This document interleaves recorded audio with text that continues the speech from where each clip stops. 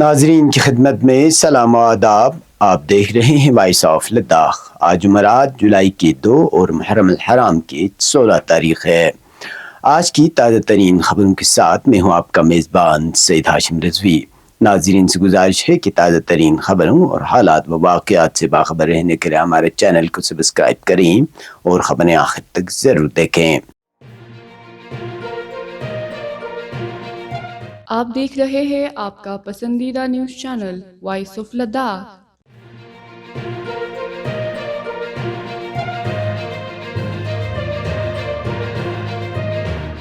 لداخ المختار پہاڑی ترقیاتی کونسل کرگل کا طویل عرصے سے التوا کا شکار کیپیکس بجٹ اجلاس آئندہ ہفتے منعقد کیے جانے کا امکان ہے. اس بات کا اعلان چیف ایگزیکٹو کونسلر ڈاکٹر جعفر آخوند نے آج میڈیا کے نمائندوں سے گفتگو کرتے ہوئے کیا. ڈاکٹر آخوند نے کہا کہ وہ ابتدا ہی سے تمام متعلقہ کونسلوں سے اپیل کرتے رہے ہیں کہ پلان اور کیپیکس بجٹ اجلاس براہ راست عوامی تعمیر و ترقی سے وابستہ ہے، اس لیے اسے سیاسی اختلافات کی نظر نہیں ہونا چاہیے اور یہ اجلاس بروقت منعقد کیا جانا چاہیے. انہوں نے کانگریس اور نیشنل کانفرنس کے اتحاد کی جانب اشارہ کرتے ہوئے سوال اٹھایا کہ جنرل کونسل اجلاس آخر کن افراد کی وجہ سے رکا ہوا ہے اور کون لوگ ڈپٹی کمشنر کرگل اور چیف سیکرٹری لداخ سے ملاقات کر کے اجلاس کو ملتوی کرانے کی کوشش کرتے رہے. ان کا کہنا تھا کہ عوامی مفاد کے پیش نظر ترقیاتی منصوبوں سے متعلق اجلاس کا انعقاد ناگزیر ہے. سی سی نے مزید بتایا کہ مرکزی حکومت کے ساتھ جاری بات چیت کے باعث اجلاس کو آئندہ ہفتے تک مؤخر کیا گیا ہے، تاہم انہیں امید ہے کہ اب یہ اجلاس ضرور منعقد ہوگا. اجلاس میں تاخیر کی وجوہات بیان کرتے ہوئے ڈاکٹر جعفر آخوند نے کہا کہ ترقیاتی سیزن کے آغاز پر مرکزی حکومت کی جانب سے بجٹ سیلنگ جاری نہ ہونے کے باعث اجلاس نہ ہو سکا. بعد ازاں یوٹی انتظامیہ کی طرف سے سیلنگ موصول ہونے میں بھی تاخیر ہوئی، جبکہ لداخ میں نئے اضلاع کے قیام کے عمل نے بھی اس سلسلے میں مزید تاخیر پیدا کی. انہوں نے اس تاثر کو مسترد کیا کہ ضلع میں ترقیاتی سرگرمیاں متاثر ہوئی ہیں اور کہا کہ تمام تاخیر کے باوجود کرگل میں تعمیر و ترقی کے منصوبوں پر مسلسل کام جاری ہے. تاہم ڈاکٹر جعفر آخوند نے اس سوال کا واضح جواب نہیں دیا کہ آیا متوقع جنرل کونسل اجلاس میں کانگریس اور نیشنل کانفرنس کے تمام کونسلز شرکت کریں گے یا نہیں.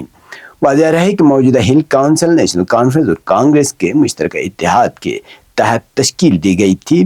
طے شدہ معاہدے کے مطابق نیشنل کانفرنس کی 2.5 سالہ مدت مکمل ہونے کے بعد چیف ایگزیکٹو کونسلر کا عہدہ کانگریس کے حوالے کیا جانا تھا.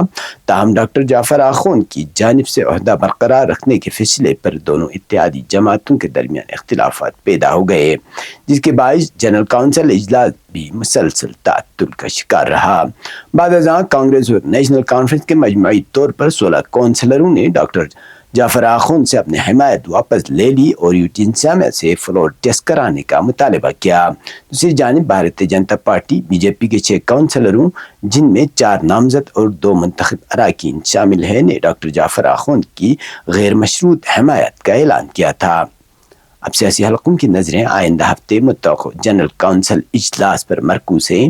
اگر اجلاس منعقد ہوتا ہے تو یہ دیکھنا اہم ہوگا کہ آیا کونسل کے تمام 30 اراکین اس میں شرکت کرتے ہیں یا نہیں، کیونکہ یہی اجلاس ہل کونسل کرگل کی آئندہ سیاسی صورتحال اور ترقیاتی عمل کی سمت کے تعین میں اہم کردار ادا کر سکتا ہے. Office of the cluster level federation CLF apricot اور CLF queen LRLM Kargil UT Ladakh کی طرف سے ایک کوٹیشن نوٹس جاری کیا گیا ہے. ریپیوٹیڈ رجسٹر مینوفیکچرر، سپلائرز اور آتھورائزڈ ڈیلر سے MKSB IFC NRLM اسکیم کے تحت فائنینشیل ایئر 2026-27 کے لیے مشینری سپلائی کے کوٹیشنز انوائٹ کیے جا رہے ہیں. کوٹیشن جمع کرنے کی آخری تاریخ 6 جولائی 2026 دوپہر 2 بجے تک. اس کے بعد پراپت ہونے والے کوٹیشنز کو ایکسیپٹ نہیں کیا جائے گا. کچھ ضروری شرطیں: صرف رجسٹر مینوفیکچرر، سپلائرز یا آتھورائزڈ ڈیلرز ہی اپلائی کر سکتے ہیں. کوٹیشن کے ساتھ रजिस्ट्रेशन डॉक्यूमेंट्स अटैच करना जरूरी है। रेट्स में सभी टैक्सेस, ट्रांसपोर्टेशन, लोडिंग, अनलोडिंग और इंस्टॉलेशन चार्जेस शामिल होने चाहिए। मशीनरी क्वालिटी स्टैंडर्ड्स के मुताबिक होनी चाहिए और वारंटी गारंटी के साथ सप्लाई की जाएगी। सक्सेसफुल बाइडर और नियमों के अनुसार टोटल क्वार्ड वैल्यू का 20% सिक्योरिटी डिपॉजिट मेंटेन करना होगा। अधिक जानकारी के लिए CLF एप्रिकॉट या CLF queen office LRLM Kargil से संपर्क करें या नीचे दिए गए नंबरों पे उनसे कांटेक्ट कर सकते हैं। यूनिवर्सिटी ऑफ लद्दाख के करगिल कैंपस में ड्रोन और इंटरनेट ऑफ थिंग्स टेक्नोलॉजीज पर 2 रोजा वर्कशॉप का आज आगाज हो गया। ये वर्कशॉप IT हब दिवा संपर्क IIT रुड़की के इश्तिराक से doctor BR Ambedkar library block के कॉन्फ्रेंस हॉल में मुनक़िद की गई, जो 2 और 3 जुलाई तक जारी रहेगी। वर्कशॉप में यूनिवर्सिटी के तलबा, असातिज़ा, मुहक्किकीन और टेक्नोलॉजी से दिलचस्पी रखने वाले अफराद ने बड़ी तादाद में शिरकत की, जबकि IIT रुड़की के माहिरीन भी तरबियती और अमली सेशंस की क़ियादत कर रहे हैं। इफ्तिताही तकरीब से खिताब करते हुए वाइस चांसलर ने कहा कि वर्कशॉप का बुनियादी मकसद शुरका को ड्रोन और इंटरनेट ऑफ थिंग्स की जदीद टेक्नोलॉजी से रोशनास कराना, इन्हें अमली तरबियत फराहम करना और इन शोबों में तेज़ी से उभरने वाले आलमी रुझानात से आगाह करना है। उन्होंने कहा कि 2 रोज़ा प्रोग्राम के दौरान शुरका को हैंड्स ऑन ट्रेनिंग, अमली मुजाहिरे, ड्रोन के ऑपरेशनल टेक्निक, IoT के मुख्तलिफ इस्तेमालात और जदीद तकनीकी तरक्यात से मुताल्लिक़ तफसीली मालूमात फराहम की जाएगी, ताकि वो इन महारतों को अमली ज़िंदगी और तहक़ीक़ में बरोकार लाए जा सके।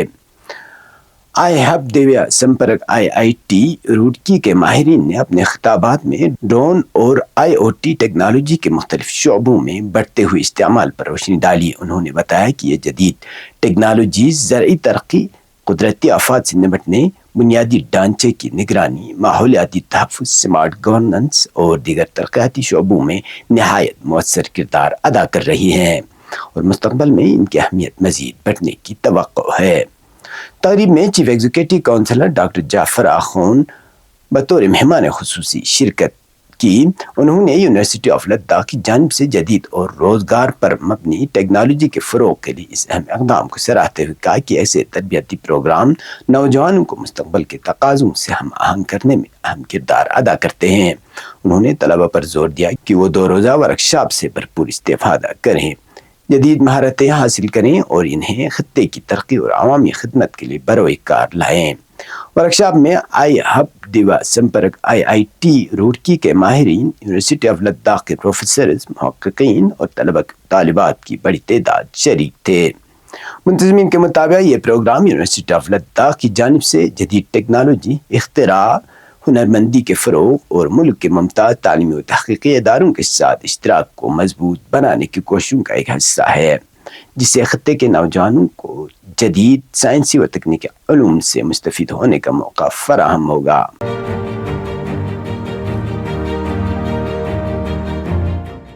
लद्दाख में गुज़श्ता 2 रोज़ से मौसम एक बार फिर गैर यकीनी सूरत हाल से दो चार है।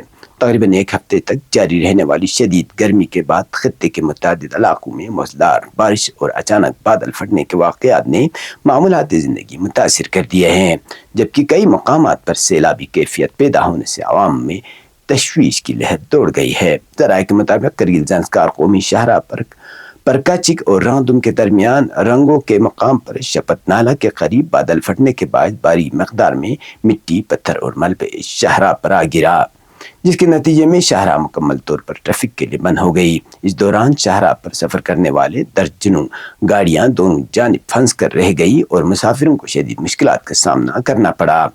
ज़िला इंतज़ामिया ने मलबा मुकम्मल तौर पर साफ किए जाने तक शाहरा पर हर किस्म की आमद और रफ्त मुअत्तल रखने की हिदायत जारी की है। मुतल्लिक़ा एजेंसियाँ भारी मशीनरी की मदद से मलबा हटाने और शाहरा को जल्द अज जल्द ट्रैफिक के लिए बहाल करने की कोशिशों में मसरूफ़ हैं। इधर दर्ज हरारत में गैर मामूली इजाफे और अचानक बादल फटने के वाक़यात के बायस मुख्तलिफ नदी नालों में पानी की सतह खतरनाक हद तक बुलंद हो गई है, जिसे नशीबिया और नालों के किनारे आबादियों में खौफ हरास पाया जा रहा है। خصوصی طور پر تاجی تھنگ ہاؤس کے عوام بالخصوص نالے کے کنارے رہائش پذیر افراد شدید تشویش میں مبتلا ہے۔ مقامی لوگوں کا کہنا ہے کہ کھاؤس گاؤں کا یہ نالہ ہر سال سیلابی ریلوں کے دوران اپنے ساتھ بھاری مقدار میں مٹی، چٹانیں اور بڑے پتھر بہا لاتا ہے، جس کے باعث زرعی اراضی، باغات اور رہائشی مکانات کو نقصان پہنچاتا ہے۔ مقامی باشندوں نے انتظامیہ سے مطالبہ کیا ہے کہ علاقے میں مستقل حفاظتی اقدامات کیے جائیں تاکہ مستقبل میں جانی و مالی نقصان سے بچا جا سکے۔ دریاست نام حکم موسمیات نے آئندہ چند روز تک لداخ میں موسم غیر مستحکم رہنے، مزید بارش، لینڈ سلائڈنگ، ندی نالوں میں طغیانی اور سڑکوں کے بندش کے خدشے کا اظہار کرتے ہوئے عوام کو غیر ضروری سفر سے گریز اور سرکاری ایڈوائزری پر عمل کرنے کی ہدایت دی ہے۔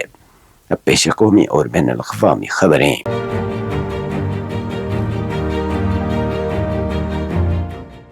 جموں کشمیر کے سابق وزیر اعلیٰ اور پیپلز ڈیموکریٹک پارٹی کے صدر محبوبہ مفتی نے حکومت ہند کو پاکستان اور چین کے ساتھ مذاکرات شروع کرنے کا مشورہ دیا۔ انہوں نے یہ دعویٰ بھی کیا کہ چین نے لداخ میں وسیع رقبے پر قبضہ کر رکھا ہے۔ بدھ کو سری نگر میں صحافیوں کے ساتھ بات کرتے ہوئے محبوبہ مفتی نے کہا کہ جموں کشمیر جو بھارت اور پاکستان کے درمیان جنگ کا میدان بن چکا ہے، اسے دونوں ممالک کے درمیان امن کا پل بنایا جانا چاہیے۔ انہوں نے RSS کے جنرل سیکرٹری کے عوامی روابط اور ثقافتی تبادلوں سے متعلق بیان نیز بینکاک اور سری لنکا میں ہونے والی مبینہ ٹریک ٹو سفارتکاری کا بھی خیر مقدم کیا۔ محبوبہ مفتی نے کہا کہ میرا خیال ہے کہ دنیا کا نظام بدل رہا ہے۔ جموں کشمیر میں بہت سے تجربات کیے گئے جن میں 2019 کا خطرناک تجربہ بھی شامل ہے، لیکن حالات نہیں بدلے۔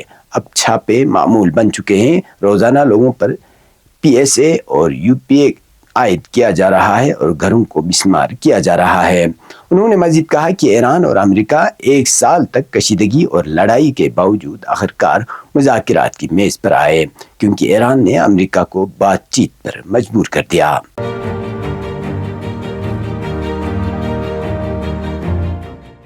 اسلامی جمہوریہ ایران کے پارلیمنٹ اسپیکر اور اعلیٰ مذاکرات کار محمد باقر قالیباف نے بین الاقوامی جوہری توانائی ایجنسی IAEA کے انسپیکٹرز کی اس رپورٹ کو مسترد کر دیا ہے جس میں کہا گیا تھا کہ امریکہ اور اسرائیل کی غیر مشروط جارحیت کے دوران نشانہ بننے والے ایرانی جوہری تنصیبات تک انسپیکٹرز کو رسائی دی گئی ہے۔ بدھ کو ٹیلی ویژن انٹرویو میں گفتگو کرتے ہوئے قالیباف نے واضح کیا کہ ایرانی قانون کے تحت ان تنصیبات تک رسائی پر پابندی عائد ہے۔ انہوں نے بتایا کہ فی الحال انسپیکٹرز کو صرف 2 جوہری مقامات تک جانے کی اجازت ہے، جنوبی ایران میں واقع بوشہر نیوکلر پاور پلانٹ اور تہران میں ریسرچ ری ایکٹر۔ ان کا کہنا تھا کہ رسائی کو صرف انہی 2 مقامات تک محدود رکھا گیا ہے اور ہم اس انتظام پر پوری طرح کاربند ہیں۔ انہوں نے مزید بتایا کہ نشانہ بننے والے تنصیبات تک رسائی سے متعلق امور متعلقہ قانون سازی اور ایران کی سپریم نیشنل سیکورٹی کونسل کے فیصلوں کے تحت طے پائے ہیں اور اسلامی جمہوریہ کا اس سلسلے میں طرز عمل انہی فیصلوں کے مطابق ہے۔ قالیباف نے امریکہ کے ساتھ جاری مذاکرات کا ذکر کرتے ہوئے کہا کہ یہ عمل صرف ان 14 شقوں تک محدود ہے جو حال ہی میں دونوں فریقین کے درمیان غیر مشروط امریکی اسرائیلی جارحیت کے نتیجے میں پیدا ہونے والے چکر کو ختم کرنے کے غرض سے طے پانے والے مفاہمت کی یادداشت میں شامل ہیں۔ انہوں نے زور دے کر کہا کہ امریکہ ان 14 شقوں کے علاوہ ایک بھی شق شامل نہیں کر سکتا۔ انہوں نے یہ بھی کہا کہ واشنگٹن پہلے یہ موقف رکھتا تھا کہ وہ ایران سے تعلق رکھنے والے رقوم جاری نہیں کرے گا، تاہم ایرانی حکام کے قطر کے دورے اور دوحہ کی ثالثی کوششوں کے بعد امریکہ نے $6 بلین کے ایرانی اثاثے جاری کرنے اور مزید $6 بلین کی اضافی رقم کی رہائی پر اتفاق کیا۔ انہوں نے بتایا کہ زیورخ میں مفاہمت کی یادداشت پر عمل درآمد سے متعلق پہلے دور کے مذاکرات نے ایرانی اثاثوں کے غیر منجمد کرنے کے عمل کو تیز کیا اور اسلامی جمہوریہ کی تیل اور پیٹرو کیمیکل فروغ پر عائد پابندیوں کی معطلی کے باعث بنے۔ مذاکرات کے معاملے پر رہبر انقلاب آیت اللہ العظمہ سید مجتبی خامنائی کے پیغام کا حوالہ دیتے ہوئے قالیباف نے نوٹ کیا کہ آیت اللہ خامنائی نے مفاہمت کی یادداشت میں درج شرائط کی تکمیل پر زور دیا ہے۔ انہوں نے کہا کہ اگر وہ شرائط پوری نہ ہوتی تو ہم جنگ کرتے اور زور دے کر کہا کہ میں جنگ لڑنے اور سفارتکاری جاری رکھنے دونوں کے لیے تیار ہوں۔ یہ تب تک کی خبریں، اس کے ساتھ مجھے اور میرے ساتھیوں کو دیجیے اجازت۔ اللہ حافظ۔